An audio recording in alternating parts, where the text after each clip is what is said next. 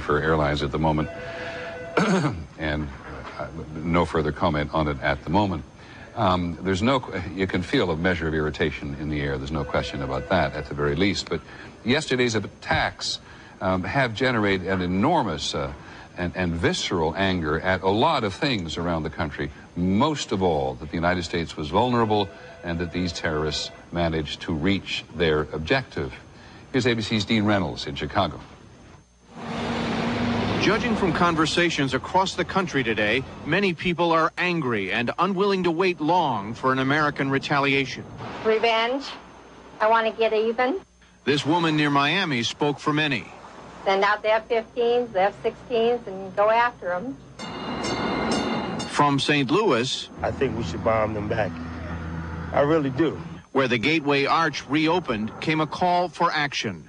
The people should be angry that these terrorists are protected by other countries around the world.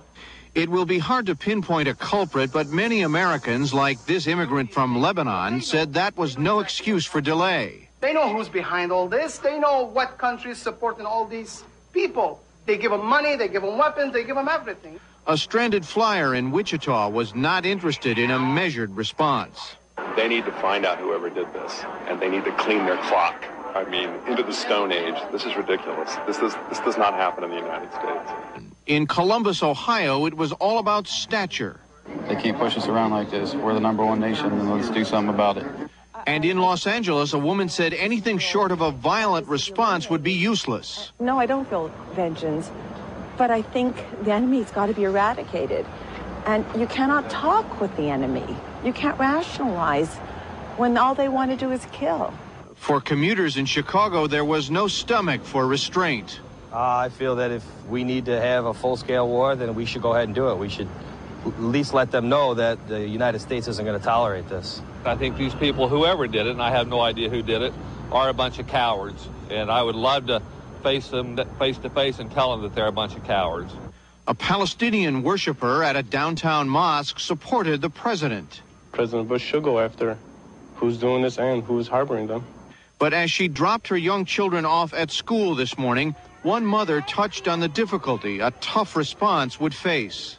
Can we take out 1 or 2 people and be done with it? I'm not sure. I don't think so. I think it's a cultural thing, and you can't eradicate an entire culture.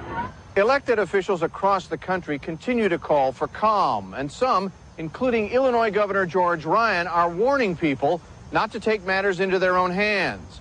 Ryan issued that warning in light of reports that several mosques in this area have received threatening phone calls. Dean Reynolds, ABC News, Chicago. Thank you, Dean. As the mayor of New York said, there's no accounting for prejudice and bigotry at a time like this, and people's passions have boiled over, and so has their prejudice and bigotry on occasion. And that mayor, the mayor of Chicago, local and state officials all across the country have quite sensibly